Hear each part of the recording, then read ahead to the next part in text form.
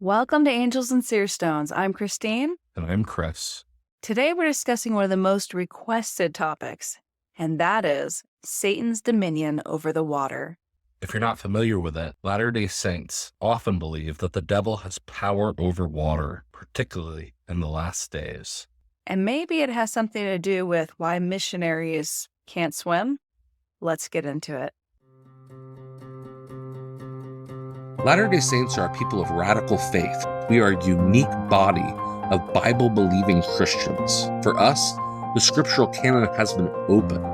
The traditional sacraments have expanded. Our beliefs and practices are steeped in universalism, esotericism, and apocalypticism. The Latter-day Saint tradition is a religion in which angels visit everyday people, and sometimes men and women see the divine in stones. In this podcast, we examine the lived religion of Latter-day Saints, our beliefs, and our stories. We take seriously the whole gamut of Latter-day Saint experience. Join us, Christine and Chris Blythe, two professional folklorists and Latter-day Saint converts, as we openly discuss our faith while exploring the traditions of our chosen people.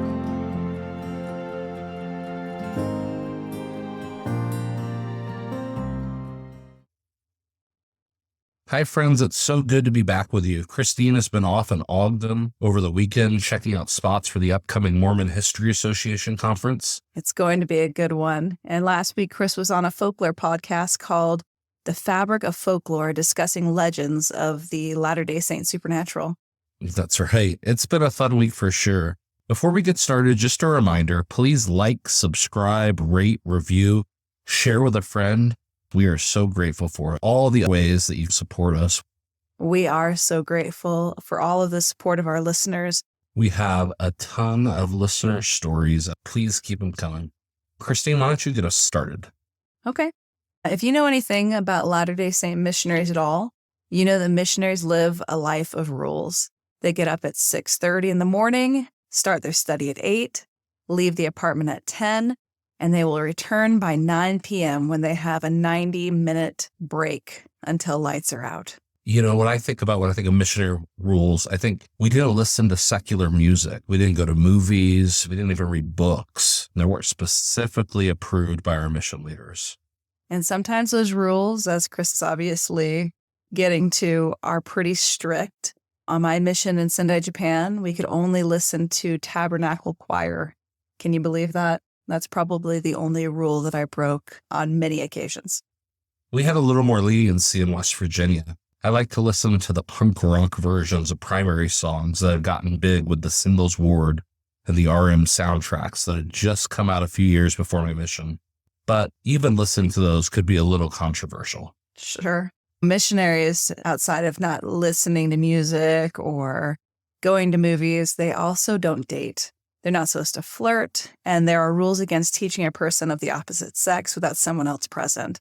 And that can be quite complicated if you are the only young men serving in a certain city or the only young women serving in a city.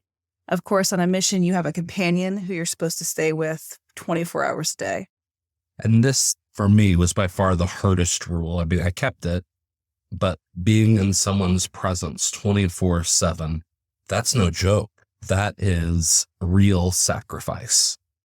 Missions also have a really strict dress code. It's varied over the years, but there's always strict rules to what you should wear. That's right. And we also don't use our first names. We're going by our last names. So sister, I guess I was Sister Magula, or Magula Shimai. Chris was Elder Blythe. And that takes a little bit of time to get used to. No, that's absolutely right. Even in our own apartments, we only used elder and sister. So not just out there when you're meeting people on the streets. And of course, all this discussion of rules is because we are leading up to the conversation at hand. The most discussed rule that Latter-day Saint missionaries have, at least as it relates to folklore, is that missionaries are forbidden to swim. Latter-day Saints have all heard the question, why can't elders and sisters swim? The conversation that follows is almost always identical. At some point, someone suggests that it has something to do with the church's insurance. And this is probably the most likely answer. Or maybe it's just to prevent drowning in general. Then the conversation turns to Latter-day Saint superstitions, and that's what we're talking about today. Satan having special power over the water. Folklore sometimes use the word superstition. I don't usually love it because it implies being superstitious, right? To buy into things that doesn't make sense to. But as far as a belief that controls our behavior, I think that probably fits this case quite well. Yeah, I think that's right. You know, apparently some non-missionary Latter-day Saints who don't think it's appropriate to go swimming on Sundays have also pointed to Satan having power over the water. Our good friend and a wonderful historian, Mel Johnson, has remembered that members of his ward in California sometimes refuse to swim at all. And this idea shows up a lot in non-LDS circles. TheRichest.com published a list of 15 dark facts you didn't know about the Mormon way of life. And among that number was this, read by our friend Cheryl Bruno. Water is of the devil, literally. If you are Mormon, stay away from the water. They are of the belief that Satan has power over the water, including rivers, lakes, and oceans, since water covers approximately 71% of the Earth's surface. That is quite a lot of domain that the devil rules over, according to Mormons anyway. If you are near the water, you are at risk, as you are in Satan's realm and away from God's protection. For this reason, Mormons are not the best swimmers, and they steer clear of water activities such as boating on Sundays. One more example of this story shows up online in a video from Alyssa Grenville, who is a popular critic of the faith. In this video, she's recalling her fantasies as a child, imagining Satan coming out of the water. Growing up Mormon, I was taught that Satan is more powerful in the water. This is why I was never permitted to go swimming on Sundays, though the rest of the week was okay. When I was really little and I used to walk past a stream or a lake or some body of water, I used to vividly imagine Satan crawling out of the water towards me on a Sunday and pulling me back into the water with him to drown me. This is more of a Mormon myth than it is hard Mormon doctrine. And if you've heard this, it probably depends on what type of Mormon family you came from, but I was definitely taught that Satan had dominion over the waters. All right, that sounds like something out of The Ring, with Samara climbing after you. And to be honest, I didn't grow up LDS, but I also imagined monsters in the water, especially when I was swimming. Yeah, absolutely. It could be spooky not knowing what's beneath you when you're in the water. Lots of horror movies have made a point of this very fear. But as much as there are cases where people might have pointed to Satan having control over the waters, the vast, and I mean vast majority of Latter-day Saints are completely okay with swimming, regardless of any special power Lucifer has over the water. That's right. One of the very best photos of Joseph F. Smith is of him at the beach in a swimming suit about to go for a dip. Even missionaries were swimming as late as the mid-1900s. But where does this story come from in the first place? How have Latter-day Saints come to associate water with the devil? Check this out from the history of Joseph Smith. Nothing very important occurred till the third day, when many of the dangers so common upon the western waters manifested themselves. And after we had encamped upon the bank of the river at McIlwain's Bend, Brother William W. Phelps, in an open vision by daylight, saw the destroyer, in his most horrible power, ride upon the face of the waters.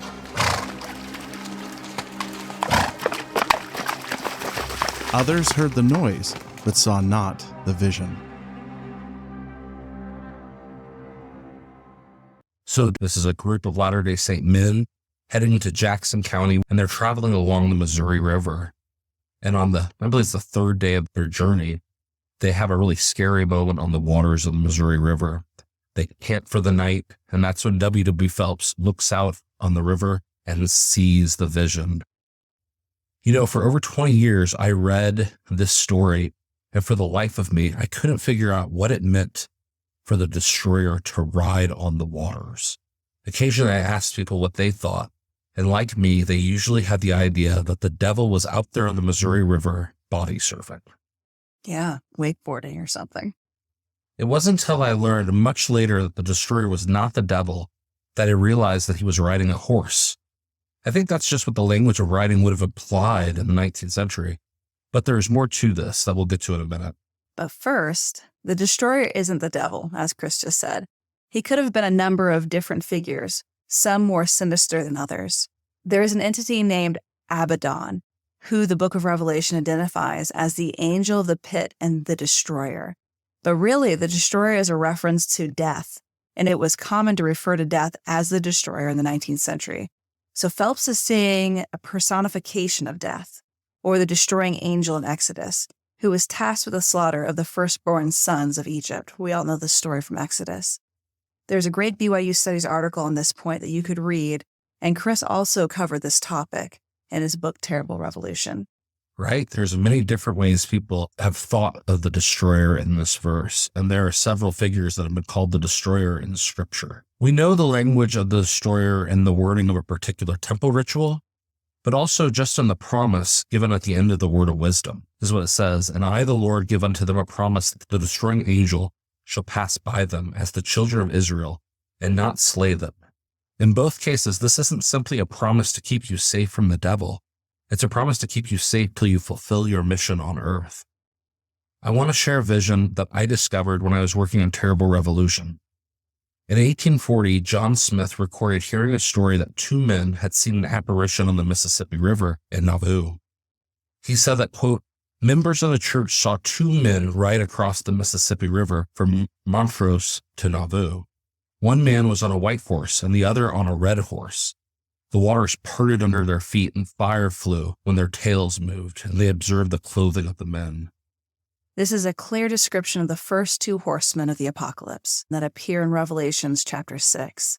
The white horseman is dubbed Conquest in Revelation, and of course the red horseman is dubbed War. And you'll notice, and this is actually important, these figures don't do a lot. They don't even turn towards the people that see them.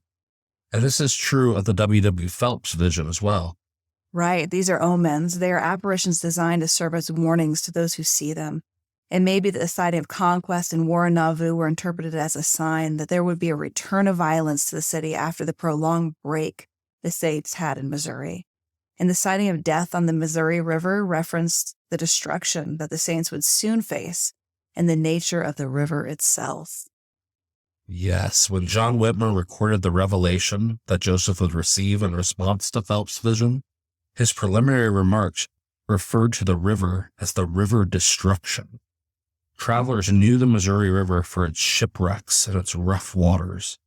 The vision and the subsequent revelation pronounced the waters cursed and warned the saints of very real physical dangers. It also presented the idea of an enchanted or cursed space, which was common in 19th century Latter-day Saint lore, and you know this if you're a regular listener.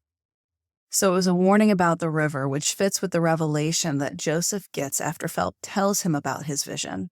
According to section 61, which says, "I, the Lord, have decreed in mine anger many destructions upon the waters, yea, and especially upon these waters, that you shall forewarn your brethren concerning these waters, that they come not in journeying upon them, lest their faith fail, and they are caught in snares.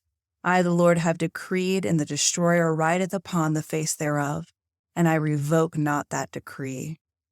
It was specifically about the Missouri River, but the revelation does seem to imply that travel by water could result in danger for the saints when they try to travel to Zion, unless they're faithful. Later, the destroyer also seemed to be a warning of cholera rather than a literal concern with drowning. Zion's camp in Terrible Revolution, I talk about how when Zion's camp faces cholera, they speak of it as a personified sickness that moved through the camp. They tried to heal each other and spoke of rebuking the destroyer. It's a fascinating scene, but this scene doesn't explicitly tie itself to Phelps' vision. When the next cholera epidemic occurred in 1849, hundreds died in St. Louis, including a dozen or so saints. The Millennial Star published a warning against traveling near the water, which, of course, was where cholera spread. Quote, "The prophetic warnings of our great seer Joseph Smith are so plain that all the saints throughout the world may see the dangers to which they will be exposed by journeying upon the Missouri River. The Lord will not revoke the decree of destruction upon that river, and unless the faith of the saints is strong through their righteousness, they are as liable as any other people to fall victims to the decreed judgments." Yeah, and of course, There have been so many interesting interpretations of the vision. Commentators have interpreted the destroyer as the devil, and they have extrapolated from those warnings about the Missouri River and then applied them to all bodies of water, as we see in a lot of missionary lore. In fact, Orson F. Whitney would claim that German U-boats in the First World War were also the fulfillment of this prophecy. Right, and the Bergens hinted at the fact that they would be playing with the idea of the devil in the water in their short film, The Angel. Oh, good plug. Phelps would have never known when he first reported seeing the destroyer on the water that he would start such a fascinating legend that would continue to interest Latter-day Saints for 2 centuries. Anyways, share your stories. Thank you so much for joining us. Tell us what you think the destroyer on the water is. What does it mean to you?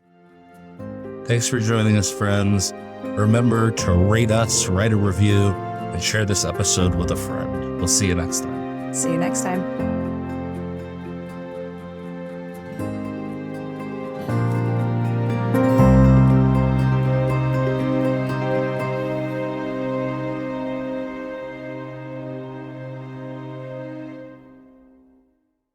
Angels and Seerstones is a proud member of the Dialogue Podcast Network. You can support this podcast and others in our network by subscribing at dialoguejournal.com.